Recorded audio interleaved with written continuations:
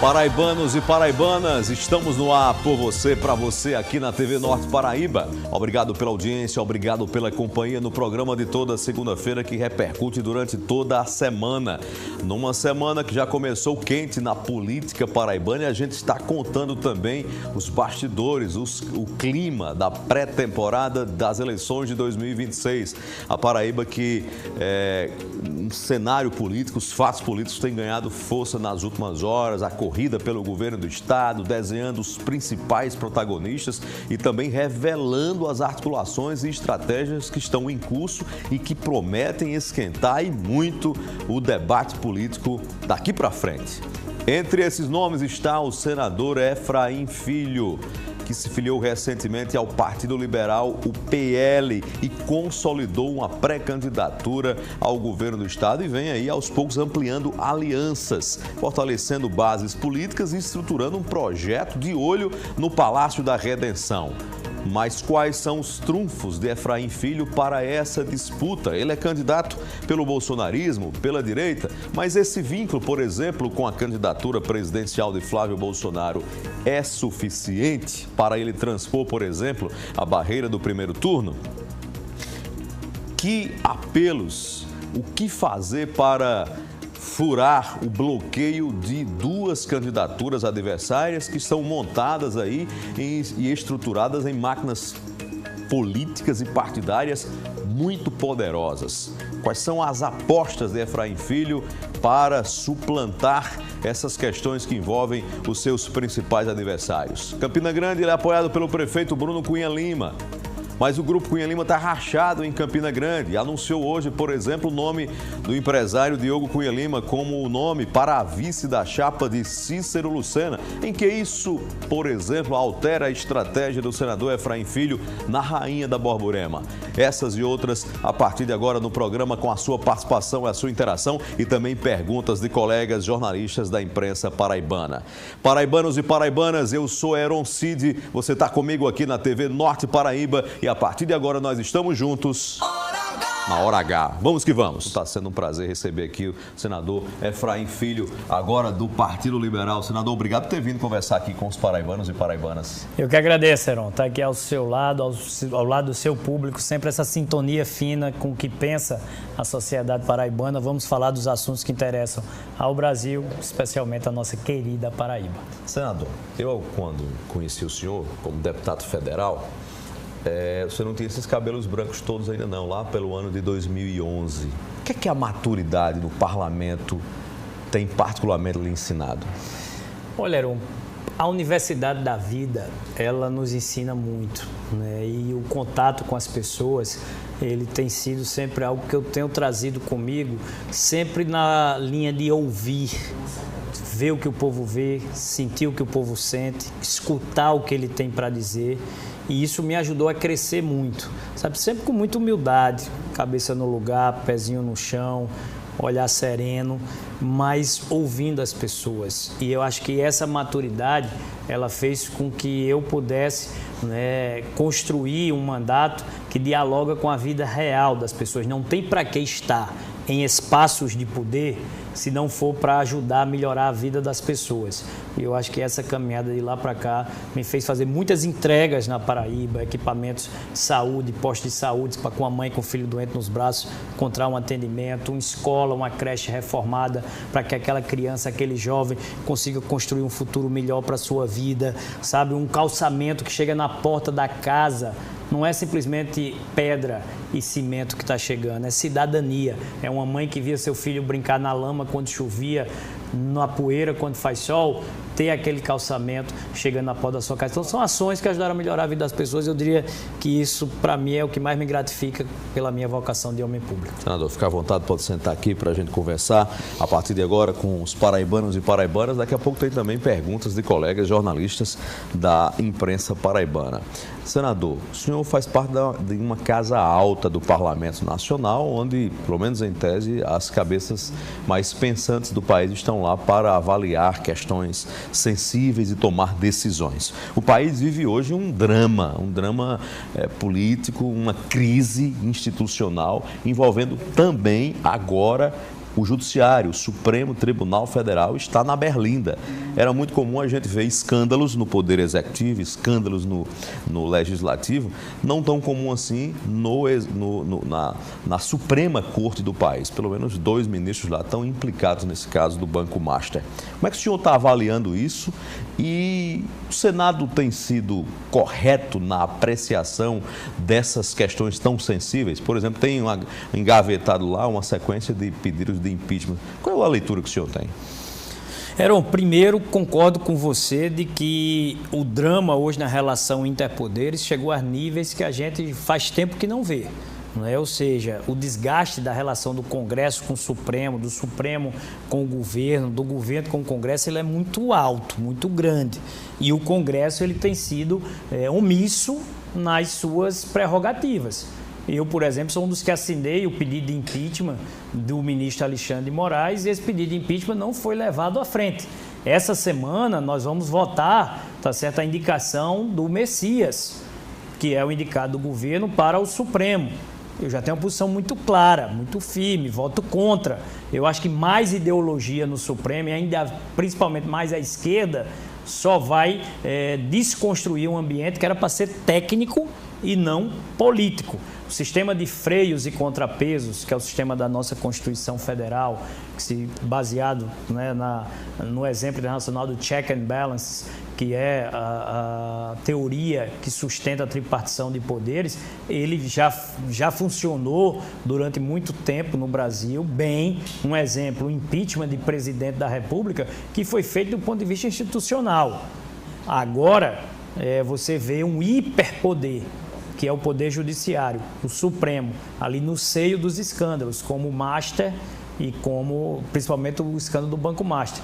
Então, eu acredito sim que o Congresso, principalmente o Senado, deveria reavaliar essa posição e, quem sabe, tendo o número necessário, e eu já assinei a favor disso, abrir um processo de impeachment contra o ministro do Supremo. Se eu tive coragem de votar impeachment de presidente da República, não é para ministro do Supremo que vai me faltar a coragem de assinar e votar.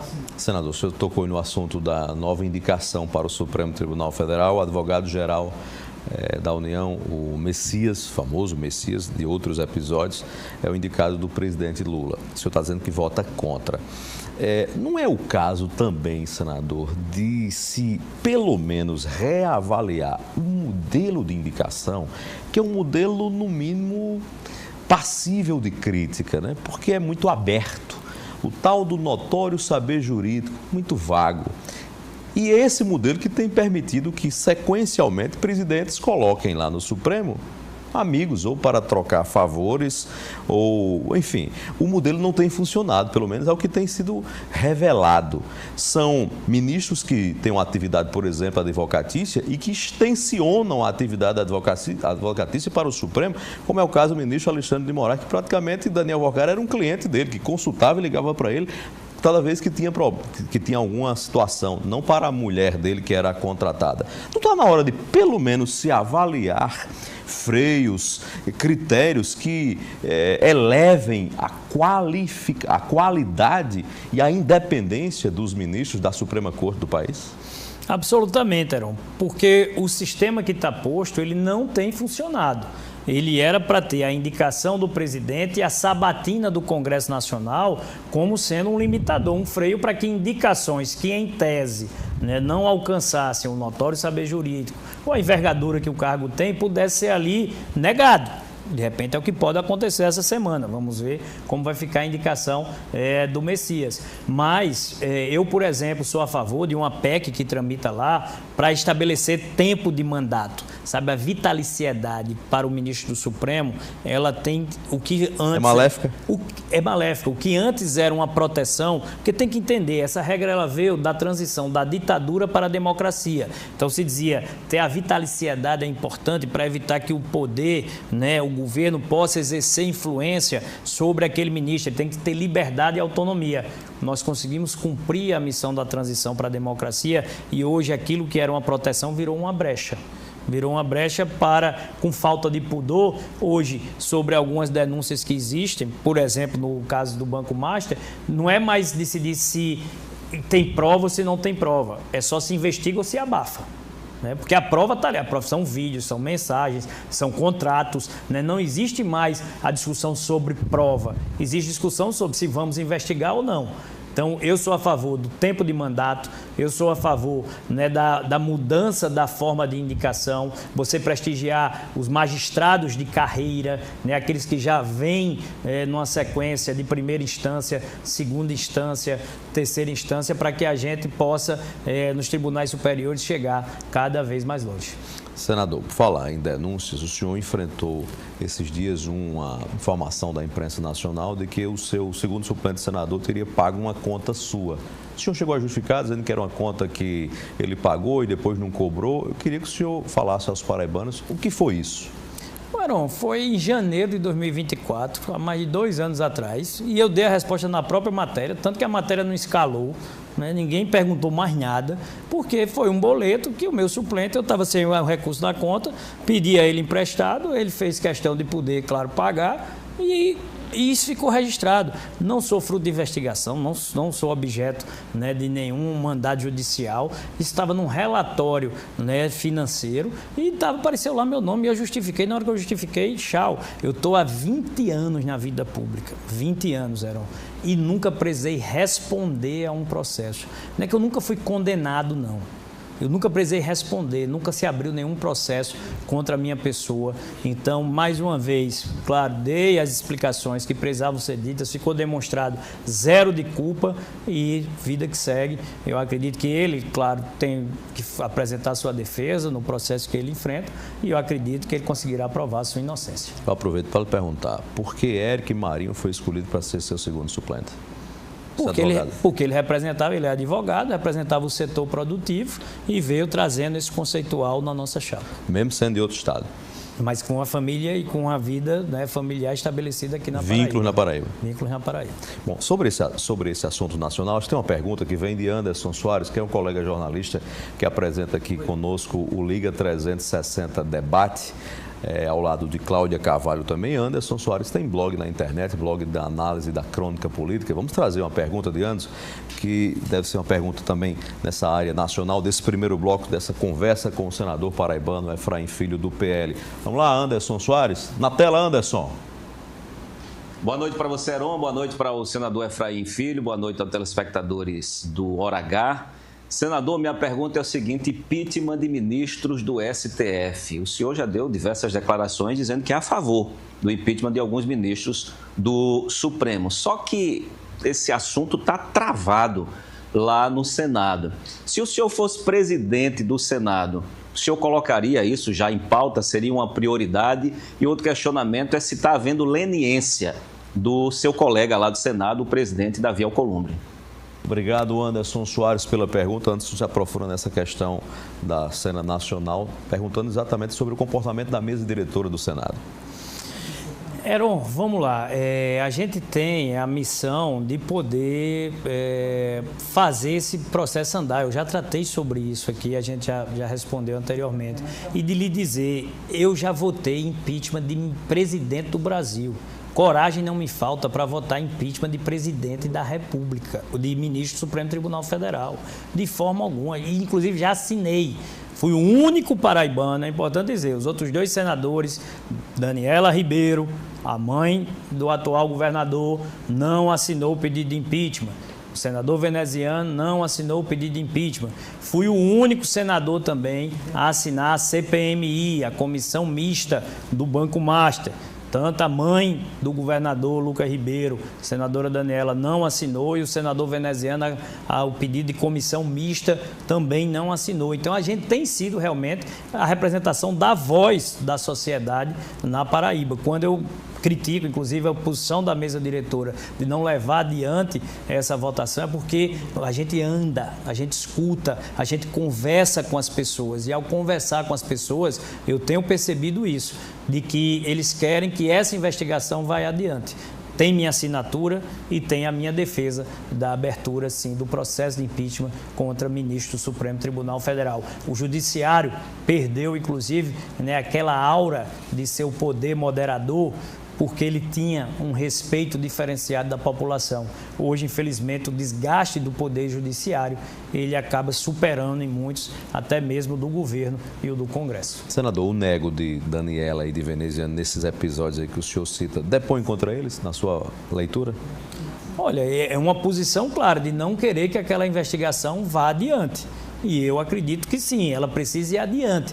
A sociedade brasileira quer respostas, ela precisa de respostas. Os poderes constituídos estão aí para isso. Né? Não dá para você conviver com os escândalos, com as denúncias, como estão hoje comprovados, e simplesmente dizer a solução é resolver, não investigar. Eu acho que esse é o caminho equivocado, não ajuda na transparência, não traz as respostas que a sociedade precisa, ajuda a manter um clima de polarização que é nocivo à nossa democracia, enquanto, em vez de a gente estar discutindo uma agenda daquilo que interessa para o crescimento do Brasil, nós estamos, período após período, notícia após notícia, preso, né, na discussão de escândalos que só jogam o Brasil para baixo e não a discussão de uma agenda de crescimento e desenvolvimento de um Brasil que tem tanto potencial, que podia estar fazendo tanta coisa boa e que vemos um governo também do presidente Lula hoje frustrando as expectativas, não entregou o que prometeu, né? A famosa picanha que ia chegar mais barata na mesa do cidadão brasileiro não é uma realidade. Então a sociedade está frustrada sim, com o Congresso, com o governo e especialmente também o Judiciário. Falando na candidatura do presidente, no governo do presidente Lula, o senhor é do PL, que tem em Flávio Bolsonaro uma candidatura presidencial e ou ele está em algumas pesquisas empatado com Lula ou no segundo turno já está à frente.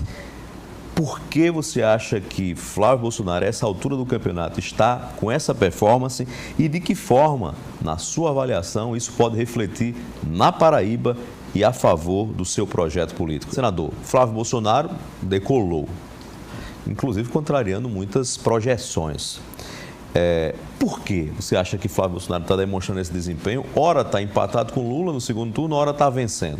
E até que ponto isso pode refletir na campanha presidencial de um estado como a Paraíba? Heron, primeiro ela reflete muito e impacta positivamente aqui na Paraíba, aqui na nossa eleição. Porque o crescimento de Flávio com perspectiva de poder, ele faz acender realmente essa chama da direita e do público mais conservador aqui na Paraíba. Porque, às vezes, e a gente convive isso muito com as pessoas não gostam muitas vezes de ser rotuladas, né, como sendo esquerda, direita, centro. Mas quando se encontra a forma dela pensar, a gente vê que ela tem um pensamento conservador.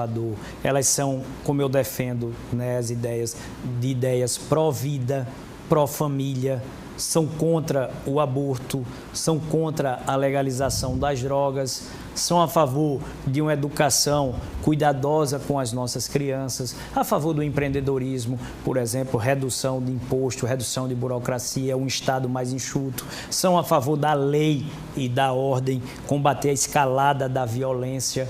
Então, a gente tem todas essa leitura, né, de situações que a gente vai conseguir trazer esse público para cá. E aí, Flávio, nacionalmente, como você reportou, aonde é que Flávio chega e onde é que Flávio tem crescido para empatar uma eleição hoje em pesquisas com Lula, em cima de um público que se frustrou com Lula. A gente falou disso um pouco lá no final do bloco passado. Uma frustração de Lula com a entrega que não foi feita. Em 2022, o Bolsonaro enfrentou o Lula de 2010. Enfrentou o Lula do seu último governo, um governo de pujança econômica e que se trazia expectativa de voltar aos melhores tempos da economia brasileira. E agora, Flávio está enfrentando o Lula de 2026, um Lula que não conseguiu fazer essas entregas, que tem, hoje eu falei, a questão da picanha que não chegou, o combustível que está muito mais caro, né? Aí você tem 3 eleitores que têm realmente sido diferencial para se aproximar de Flávio. O eleitor jovem, que já não tem mais aquele viés de esquerda que se tinha no passado. As mulheres que encontram em Flávio um perfil mais moderado, mais sereno que o era Bolsonaro, e isso tem ajudado ele a chegar. E os empreendedores, tá certo? Que muita gente que é autônomo, quem tem seu food truck, quem abre seu negócio, e os evangélicos, tá certo? São perfis que antes tinham uma aproximação maior de voto com Lula, se frustraram com Lula e que agora vem nessa direita um Flávio mais sereno, mais equilibrado, mais moderado e que não me surpreende, tá certo? Porque eu já convivia com o Flávio, então isso é o melhor, sabe, Heron? Saber que ali não é um personagem. O Flávio não está forçando a barra para ser esse cara mais moderado. Ele é do perfil dele. Ele é aquele da família Bolsonaro que tem esse perfil mais centrado, que gosta da conciliação, que busca a solução e não o conflito. E eu acho que isso é muito bom para o Brasil que vivemos hoje. Lula, uma frustração na sua leitura. Mas Flávio Bolsonaro tem experiência administrativa, ou tem currículo, ou tem biografia suficiente, fora o sobrenome, para governar um país de tantos problemas como o nosso? Eu pensei que você estava falando de Lucas Ribeiro, porque é o mesmo problema do governador da Paraíba que eu vou enfrentar aqui.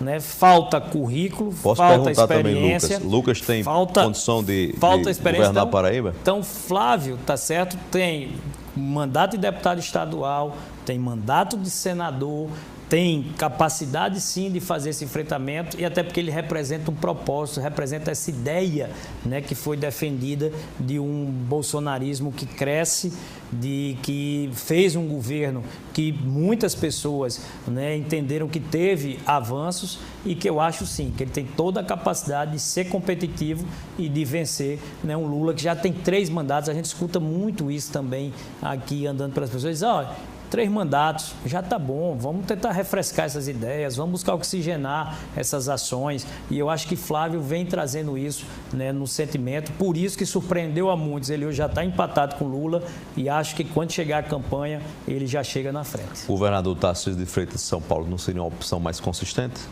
Tarcísio tem mais 4 anos em São Paulo e para a estratégia nacional, o palanque em São Paulo ele é determinante, por isso ter Tarcísio disputando o governo de São Paulo, a reeleição e reforçando o palanque do próprio Flávio lá, foi a estratégia adotada, né, pela família Bolsonaro e o próprio Tarcísio hoje é um dos maiores apoiadores de Flávio nessa caminhada. O senhor puxou aqui o debate estadual, nós vamos chegar lá, mas tem uma pergunta ainda nacional, é de Gutenberg Cardoso, é sobre a polarização política no Brasil.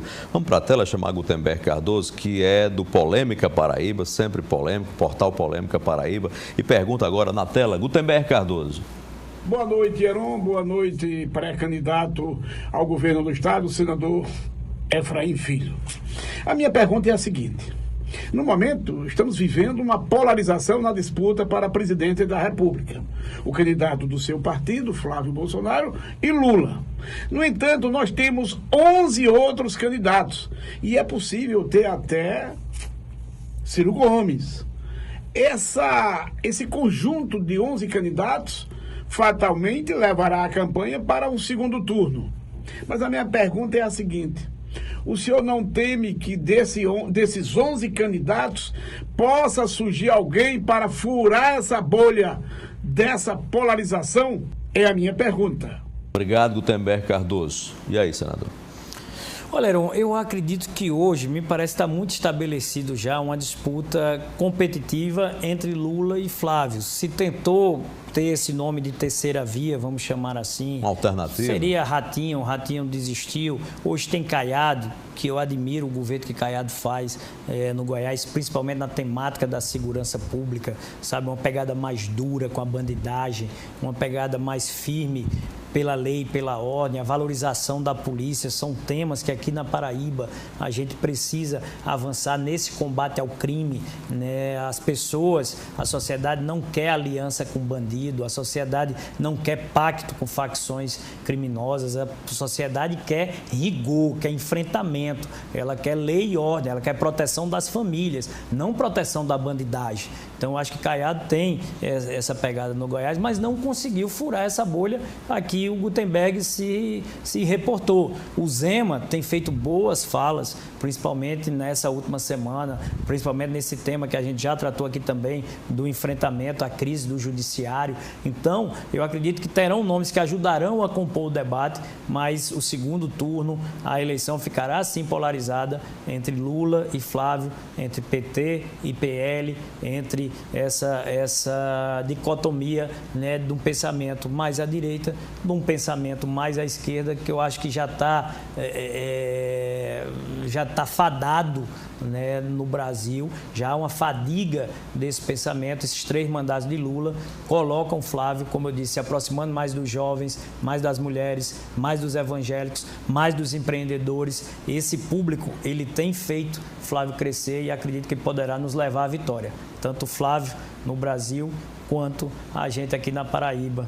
É aquela história de quando ele veio visitar aqui, veio nos visitar aqui na Paraíba. Bote fé, né? O F de Flávio, o E de Efraim, Flávio no Brasil, Efraim na Paraíba, será assim um trabalho que a gente vai fazer por diante. Vamos aterrissar aqui na Paraíba. Tem perguntas nacionais aqui, mas eu vou trazer o debate para cá. O senhor tocou aí no assunto do governador e candidato à reeleição, Lucas Ribeiro.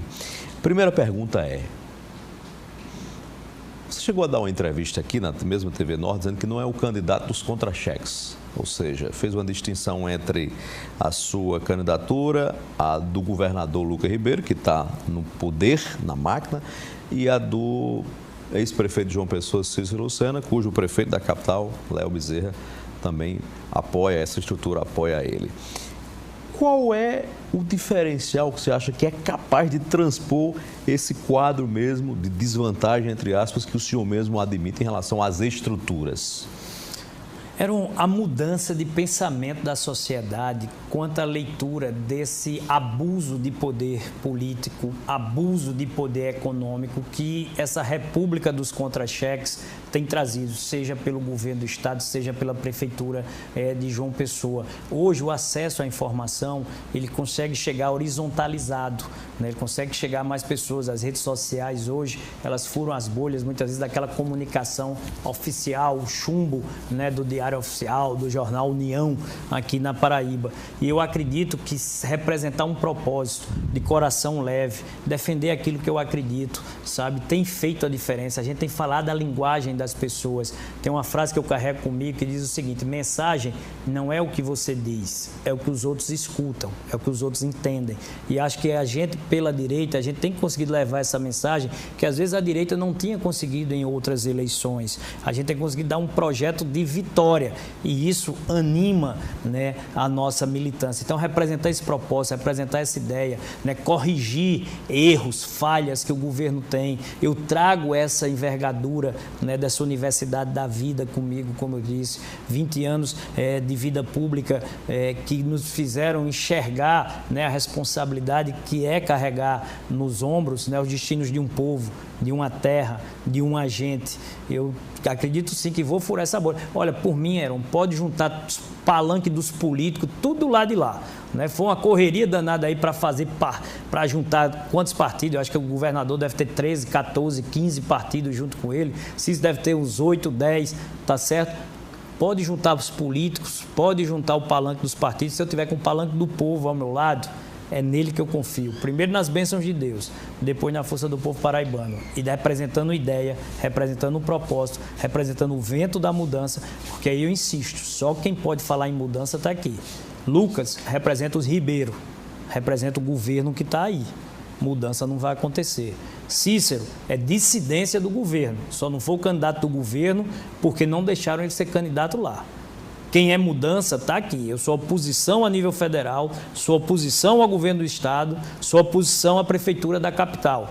Então, quem quer uma Paraíba melhor, mais vibrante, mais enérgica, mais ágil, com menos burocracia, que valorize quem produz, que consiga enfrentar o crime, que combata a escalada da violência, que valorize a polícia, tá certo? Que consiga combater os escândalos na saúde, que tem envergonhado o paraibano. Falar em envergonhar o paraibano, eu esgotei, por exemplo, cuidar das nossas belezas, cuidar do nosso turismo, cuidar da vocação que a Paraíba tem para receber bem. Eu esgotei, tá certo? Que a prefeitura diz que a culpa é do governo, o governo diz que a culpa é da prefeitura, daqui a pouco a culpa é do mar.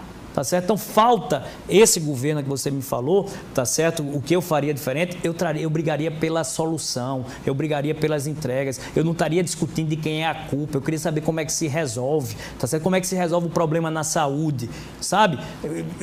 Não é marcando, porque hoje o governo vai visitar o hospital de trauma daqui a 15 dias, aí fazer uma maquiagem, tiram as macas, né, dos corredores e aí chega lá, tá tudo bonitinho. Eu, governador, eu vou lá no outro dia de manhã, de surpresa, 8 horas da manhã, eu amanheço no hospital, saber se o diretor está presente, saber se o médico de plantão veio cumprir o seu papel, saber se na estante da farmácia está um remédio, tá certo? Se a escala de cirurgia está sendo feita, é lá dentro, é olhando, é entregar para a população. E não, tá certo, ficar de blá blá blá para dizer, daqui a 10 dias eu vou visitar o trauma para saber como é que tá. Não é por aí. Então eu quero fazer entregas. Eu sou apaixonado pela Paraíba. Quem é apaixonado pela Paraíba luta por ela. Eu vou desdobrar essa sua resposta em 3 outros questionamentos. Vá. O senhor disse que Cícero Lucena é a dissidência do governo e só não é candidato pelo governo porque o governo não quis. O senhor também tentou ser candidato a senador pelo governo e o governo não quis. Então o senhor também está na mesma situação do Cícero? É só um dissidente? Era do governo, mas só saiu porque não teve espaço? Eu tive a coragem de romper, tive a coragem de entregar os meus cargos, vim aqui mais uma vez me filiando, né, à oposição, ou seja, eu não esperei até o último momento do governo para poder sair, não. Eu fiz as minhas entregas, escolhi o meu espaço e, ao escolher o meu espaço, defendi as ideias que eu gosto, que eu acredito. O senhor disse que os outros vão estar com um palanque cheio de partidos, o senhor não está preocupado com isso, quer estar com o palanque do povo. O senhor também tentou ter partidos, mas houve uma perda política em relação, por exemplo, à Federação União Progressista, o seu partido, o senhor teve que sair do partido. Por que o senhor perdeu aquela queda de braço? E hoje eu não me arrependo, tá, Heron? Diga a você que se eu pudesse voltar... Me fez bem isso? Me fez bem. Hoje, se eu pudesse voltar... Uma perda para ganhar? Cair para cima, como diz o ditado popular. Eu acho que o PL hoje é um partido com maior envergadura, com maior força, com maior estrutura partidária, que representa essa agenda que eu defendo, a agenda pró-vida, pró-família, combate à violência, defesa do empreendedor, os precarizados, tá? Deixa eu abrir só esse parênteses, porque é uma preocupação que a gente tem que ter. Quem é o cara que é motorista do Uber, o motorista de aplicativo, tá certo? Que é formado em direito e que está fazendo Uber para complementar a sua renda, ele tem que ter esse olhar por essa agenda. Então, essa agenda que eu defendo, eu encontrei ela no PL. Então, me sinto muito bem em estar aqui. Federação, eu acho que ficou, né, naquele momento. Claro que eu estava enfrentando uma estrutura partidária de uma caneta de governo na mão e ninguém ali é bobo para saber que se fosse esperar para fazer essa escolha, a caneta do governo iria pesar mais alto. Por isso eu resolvi me antecipar, sair, escolhi o meu espaço do PL e hoje não me arrependo de forma nenhuma. Fiz a melhor escolha que poderia ter feito. O senhor fez uma crítica aqui à saúde do Estado, por exemplo. Precisaria de um choque de gestão, uma presença do líder, uma presença do governante. Na cidade onde o senhor tem um principal aliado, que é Bruno Cunha Lima, prefeito de Campina Grande, tem muitos problemas na saúde. O senhor acha que Bruno Cunha Lima está fazendo o que o senhor está receitando para o Estado? Correu atrás do prejuízo, tanto que um dos maiores recursos que nós estamos destinando para a Paraíba toda é para Campina Grande. Junto com o apoio de outros parlamentares da bancada, são 50 milhões de reais que ele conseguiu demonstrar que a Prefeitura de Campina Grande precisa para dar vazão a essa missão, que Campina Grande tem esse perfil diferenciado. Você que é de Marisópolis, que é do Alto Sertão paraibano, assim como a gente, Heron, conhece essa sua terra tão querida que você tanto fala dela e escreve, ele não tem média e alta complexidade. Né? Você não tem, o sertão da Paraíba, o interior, não tem a média e alta complexidade. É Campina Grande que é as portas desse atendimento. E Bruno teria a opção de fazer o quê? Fechar as portas para quem vem de fora, e aí a estrutura que era para cuidar só de Campina está cuidando da Paraíba toda. E aí levou a um desarranjo, tá certo? Que ele reconheceu, fez a meia-culpa com humildade e está correndo atrás do prejuízo. Inclusive, eu estou ajudando para que ele possa reverter esse quadro. Acredito sim que reverterá. Bruno já está numa tendência de alta, tá certo? E eu acredito que chegará na eleição no melhor momento da gestão dele. Inclusive, tenho buscado trazer Juliana, né, a esposa dele, para ser a nossa vice-governadora na nossa chapa. Então, uma pergunta sobre isso bem rapidinho aqui, mas para você complementar aí, o senhor acha que essa recuperação, o senhor está identificando uma recuperação de Bruno na administração em Campina Grande, isso, no seu sentir, vai ter reflexos eleitorais também já para agora? Vai sim. Com a sua candidatura? Vai sim. Eu acho que eu acompanhei muito de perto isso, Heron, nas eleições municipais. E você cobriu as eleições municipais de perto. Se você lembrar, ali no final do ano anterior e no início do ano da eleição, muita gente dizia que Bruno não conseguiria nem sequer ser candidato, que Romero e Cássio já estariam vendo um outro nome para disputar as eleições. E eu fui um dos que confiei na pegada de Bruno. Fui um dos que ofereci, né, o porto seguro do partido para que ele pudesse fazer a disputa. E quando abriu as urnas, Bruno, contrariando muitos prognósticos, com o voto do povo de Campina, ganhou por mais de 40 mil votos de diferença. Então eu vejo o mesmo momento acontecendo, né? Muita gente criticando o Bruno, Bruno segue trabalhando, ele resolvendo o problema dos salários da saúde, isso está em curso para ser resolvido. A agenda de obras de Bruno é muito grande, tá certo? Campina Grande é uma cidade polo de desenvolvimento, Campina é formadora de opinião, Campina é irradiadora de influência, e eu não tenho dúvidas, né, de que Campina merece essa consideração de estar junto conosco nessa caminhada, e eu acredito sim que a recuperação de Bruno vai impactar já nas eleições em 2026. A pergunta que vem de Campina Grande depois do intervalo é sobre a eleição na cidade de Campina Grande e sobre o nome da primeira-dama Juliana Cunha Lima na sua chapa. Por isso que eu não me estendi mais aqui, que eu já previ que vinha essa pergunta. E é uma pergunta que vem de Paulo Pessoa, do Grupo Norte, em Campina Grande. É a tela aqui para trazer a pergunta do Paulo Pessoa. Alô, Paulo Pessoa, é com você. Oi, Heron, boa noite para você, boa noite, senador Efraim. Eu espero que essa mensagem encontre vocês bem. Senador, recentemente o senhor disse aqui em Campina Grande que a primeira-dama do município, a senhora Juliana Cunha Lima, era o plano A, o plano B, o plano C para ser candidata a vice na sua chapa para a disputa do governo do estado. Quem tem prazo não tem pressa, mas diante dessas mobilizações que nós estamos tendo, do que aconteceu na semana passada lá no município de Serra Branca, no Cariri Paraibano, o senhor vai tentar agilizar um pouco mais esse apoio, até mesmo para que o seu nome continue em alta de uma forma positiva na mídia paraibana? Obrigado a você, Paulo Pessoa, pela pergunta. Paulo Pessoa, que tem blog na internet também, é um blog Paulo Pessoa, sempre na cobertura política. Senador. Olha, Heron, deixa eu pegar a pergunta do Paulo, já agradecendo por algo que ele traz ali no final. Ele diz, para que o seu nome continue em alta e de forma positiva. E essa avaliação ela é importante. Eu vivo hoje o melhor momento da minha pré-candidatura ao governo. Eu acho que campanha ela é boa quando ela está boa na boca do povo. E a campanha ela está boa na boca do povo. Por onde quer que eu vá, por onde quer que eu ande, o contato com as pessoas, elas têm dito que o nome está crescendo. Aquela previsão de chegada nossa no segundo turno, que há 3, 4 meses atrás não era a realidade, por mais que eu acreditasse, mas eu escutava as pessoas, e era sempre aquela voz, né, de descrença. Hoje não, hoje a militância está animada, está vibrando, está vendo aquela possibilidade da nossa chegada ao segundo turno, começou a entender a lógica da nossa estratégia. Então, assim, eu vivo esse melhor momento hoje, como eu disse, eu estou conseguindo transmitir essa mensagem da defesa do nosso propósito, da nossa ideia, da defesa da família, da vida. As pessoas estão se identificando com isso, né?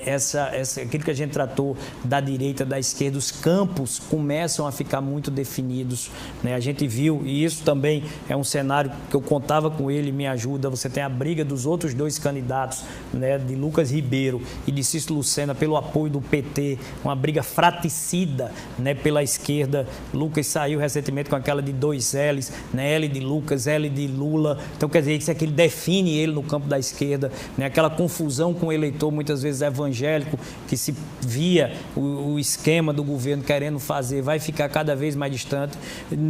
Cícero passa a impressão de que se arrependeu, né, de mergulhar tanto à esquerda, levado por Veneziano, e agora o PT abandona Cícero e o próprio Veneziano para ficar com Lucas Ribeiro, com o João. Então, quer dizer, essa briga pelo PT lá, que eles tiveram que brigar pelo PT, nos deixou definidos ali no campo da direita. Então, essa política, esse nosso momento, a gente vive o melhor momento. E aí a gente vai para Campina, na pergunta do Paulo. Como eu disse, faz questão de repetir, Campina é polo de desenvolvimento, Campina é irradiadora de influência, Campina é formadora de opinião, e ela precisa ter uma presença na nossa chapa. E o meu convite é para que Juliana Cunha Lima seja a presença de Campina e a voz da mulher na nossa chapa, uma voz da mulher, uma voz feminina. O olhar de mãe é diferente. Por mais que tenha homens que queiram, e alguns mais que os outros, tá certo? Mas o olhar da mulher é único, da mãe, ela traz sensibilidade às políticas públicas. E eu quero Juliana sendo essa presença da mulher na minha chapa. Além de tudo, Juliana também é psicóloga. E como psicóloga, uma profissional de mão cheia, ela tem experiências com políticas públicas de cuidado com a saúde mental. A depressão é o mal do século e isso é um vazio, uma lacuna que tem nas políticas de saúde do nosso estado. Juliana tem experiência no tratamento de crianças com TEA, transtorno do espectro autista, com síndromes raras, com necessidades especiais. O cuidado, Heron, com a mãe atípica, tá certo? A gente tem que ter esse cuidado também com a mãe atípica, porque ela tem uma jornada diferenciada e as políticas públicas de saúde, elas têm que ter esse olhar para a mãe atípica. Além de tudo, Juliana ainda é defensora do artesanato, da cultura, né, do São João. Todo mundo vê que ela só vai com roupas produzidas por estilistas, né, do couro paraibano, das roupas paraibanas. Então, eu fiz o convite, espero sim que ela aceite, né, o time é dela e de Bruno, até porque é uma decisão que não é simples. Ela é mãe de uma jovem criança, 3 anos, já tem um marido na política, então decidir entrar não é uma decisão simples. Então, o time é deles e eu fico, né, aguardando essa definição. Eu acho que agora em maio, fizeram uma brincadeira. Paulo lembrou da entrevista, ele estava lá, mas perguntaram a Bruno se essa decisão saía antes da pamonha do São João. E aí Bruno disse que acreditava que sim, sinalizou positivamente. Então eu espero sim que tenhamos Juliana como a presença de Campina na chapa e a voz da mulher na nossa vice. Dependendo das chuvas, né? Quem gera o milho para depois ter a pamonha. Senador Efraim, por outro lado, em Campina Grande, o Grupo Cunha Lima tem um outro caminho lá, tem uma divisão. Foi anunciado hoje o nome do empresário Diogo Cunha Lima na vice de Cícero Lucena. Isso atrapalha até que ponto a sua presença na cidade com um grupo com o qual o senhor votou em 2022 e empenhou suas energias rachado em 2 bandas? Olha, Heron, é uma decisão que, claro, da família política, da parte de Pedro, da parte de Cássio, com quem eu nutro muito respeito, sabe, assim, e principalmente com Cássio hoje, eu encontro em Brasília, nas atividades hoje, né, da advocacia de Cássio. Com Pedro tenho conversado e vida que segue, sabe, eu sigo meu rumo, eu não sou de ficar olhando pelo retrovisor, sabe, de ficar olhando quem pulou do barco. Não, eu sigo ali, ó, olhando pelo para-brisa, sereno, equilibrado, foco, inteligência e estratégia política. Estou muito feliz com a parceria com o Bruno, com Juliana, com o grupo de Campina, como o presidente da Câmara, Saulo Germano, vários outros vereadores que estão conosco, inclusive com pré-candidaturas postas. É o caso, né, de Carol Gomes, Alexandre Sindicato, o pastor Luciano Breno. São nomes que, além de estarem conosco na aliança, estão com pré-candidaturas postas dentro do nosso grupo. E vários outros vereadores que nos acompanham. Então, assim, eu tô de coração leve. Eu fui o senador mais votado em Campina Grande em 2022 e a minha expectativa é que esse mesmo carinho que eu tenho por Campina, essa mesma confiança que eu tenho no povo de Campina, que me fez ser filho adotivo de Campina, eu recebi com muito honra o título de cidadão honorário de Campina, fará com que a gente possa chegar cada vez mais longe, né, nessa construção com Campina Grande. Senador, tem muitas perguntas para fazer aqui, é porque o tempo não dá, mas eu vou tentar fazer uma aqui agora. A sua chapa não está fechada, por exemplo, o senhor tem um convite para a candidatura de vice, tem um senador pré-candidato ao Senado, o ex-ministro Marcelo Queiroga, mas tem outra vaga. A estratégia mais correta é deixar como está mesmo, ser um segundo senador? Vocês vão dar um canto de carroceria no Major Fábio ou vão esperar saber o que vai acontecer da eleição para, quem sabe, aparecer um outro nome? Heron, é bom deixar claro que, primeiro, para o eleitor que está menos atento à cena, o cidadão que está menos atento à cena política, que nenhuma das chapas está fechada. Tá? Então, essa é uma cobrança que você está fazendo a mim, mas poderia ser feita a qualquer... exato, a qualquer dos candidatos. Você vê que a chapa do governo não está fechada, falta o vice. A chapa de Cícero, falta também o segundo senador. Não, e ali tem uma briga... Já anunciou. Não, quem anunciou foi veneziano. Cícero não anunciou, não. Estou certo ou estou errado? Você acha que Cícero não engoliu, não? Não, quem disse foi ele. Não fui eu, não. Que não estava fechado? Não está fechado, não. Então ele mesmo anunciou. A chapa de André, a presença de André ainda é provisória? Eu vou ficar com as declarações de Cícero, que até agora não anunciou André como sendo o seu segundo senador. E nós também, tá certo? certo? Estamos fazendo essa construção. E aqui eu, diferente deles, sabe? Eu não estou querendo, não é a formação da chapa que é a principal discussão do momento. Os problemas reais da Paraíba não estão sendo discutidos. Sabe, enquanto fica todo mundo, eu já falei isso uma vez, vou repetir, enquanto fica todo mundo falando de partido, de político, tá certo? Os problemas reais da Paraíba estão ficando em segundo plano. Você viu que eu aproveitei toda a extensão da nossa entrevista aqui hoje, que claro, a efervescência da política é importante, mas para sempre encaixar a discussão de agenda, né, no meio delas. A gente falou aqui a gente falou de temas de segurança pública, falamos do esgotamento sendo despejado nas praias da Paraíba, falamos aqui de temas de segurança pública, da violência, do avanço das facções criminosas, ou seja, mesmo enquanto discuto a política, eu quero cuidar da agenda da Paraíba e os problemas reais da Paraíba, as oportunidades não têm sido discutidos. Hoje, por exemplo, Heron, a gente falou aqui de juventude, sabe? Falta, por exemplo, um programa de governo na Paraíba, e eu vou trazer isso no meu programa, para o jovem empreendedor, porque muita gente fala do jovem que quer o primeiro emprego, e o jovem que quer a primeira empresa, e o jovem que quer abrir o seu primeiro negócio, e o jovem que sonha em ser um empreendedor, seja nas redes sociais, seja abrindo um food truck, seja abrindo um startup, tá certo? Essa preocupação tem de existir e é uma lacuna, é um vazio, é um governo que não trata do tema e, portanto, não tem criado essa ponte, esse abismo com essa juventude. Então, essa discussão de ideias, durante as entrevistas, durante as visitas, durante as caminhadas, ela está sempre presente no meu propósito. Inclusive, falando em plano de governo, né, nós já estamos preparando o nosso. Ele tem à frente do nosso projeto de desenvolvimento econômico, alguém que você conhece e acredito que admira, o Éric Figueiredo, né, que foi presidente do IPEA, trata o plano de desenvolvimento econômico da Paraíba para saúde, educação, turismo, infraestrutura, tudo tem planejamento. Mas o maior especialista em Paraíba é quem vive nela. E eu tenho procurado, conversando com as pessoas, a elaborar meu plano de governo para apresentar, né, no momento adequado para que a gente possa ver a Paraíba crescer. Eu amo essa Paraíba. Se eu puder, eu vou dormir pensando na Paraíba, acordar pensando na Paraíba. Se eu puder sonhar com ela, vocês vão ter alguém comprometido ao extremo.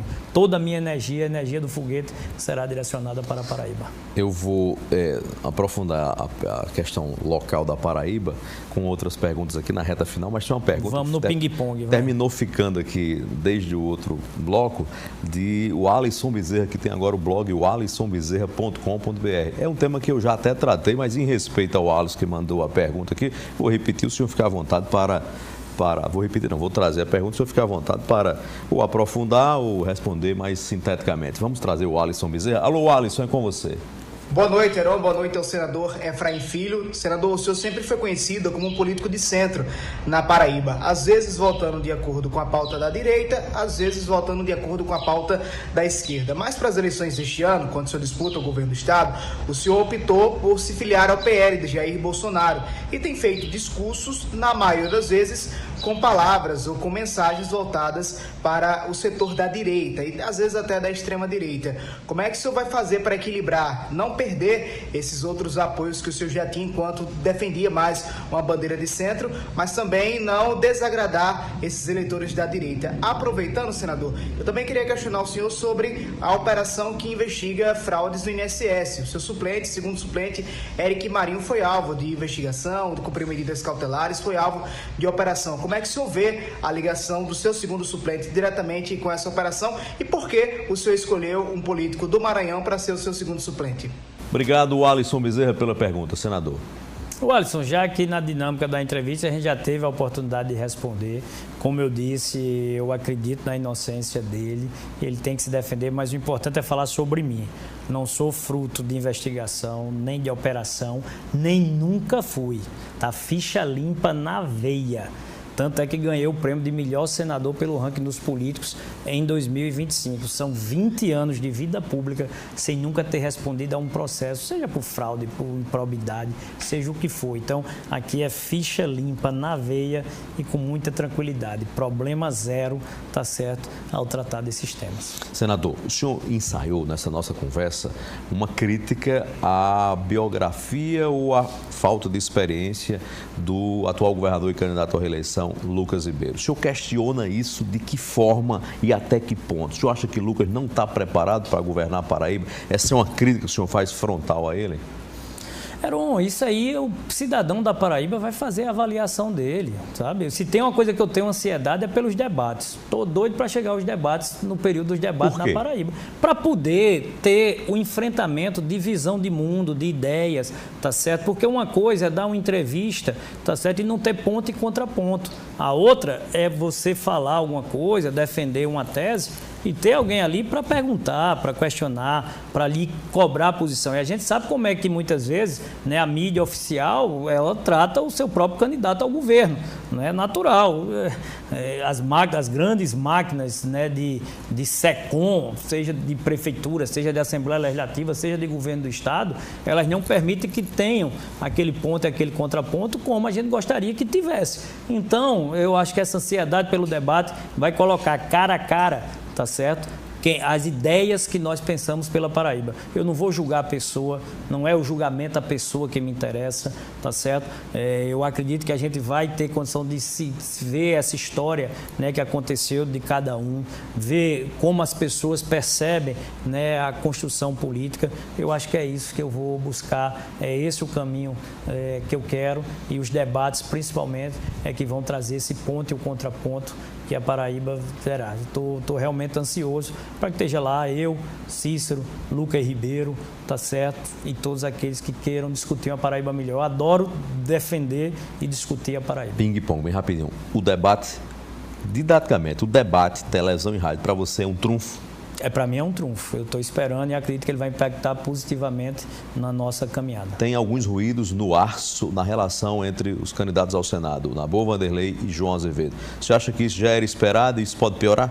Vai piorar. O que a gente tem escutado nos bastidores já é muito maior do que veio a público. A tendência de ser revelado, né, o que a gente tem escutado de vários prefeitos, inclusive, que vão abandonar candidaturas ao Senado, especialmente a de João Azevedo, vai gerar um problema, porque está sendo tomado por quem é dentro da própria base. Então a briga ela é muito mais para dentro do grupo do que para fora. Outro ping-pong, rapidinho. Lula dizendo que vai votar nos três aí, ou vai ter espaço para os três no palanque dele, João, Nabor e Veneziano. É pior para quem isso?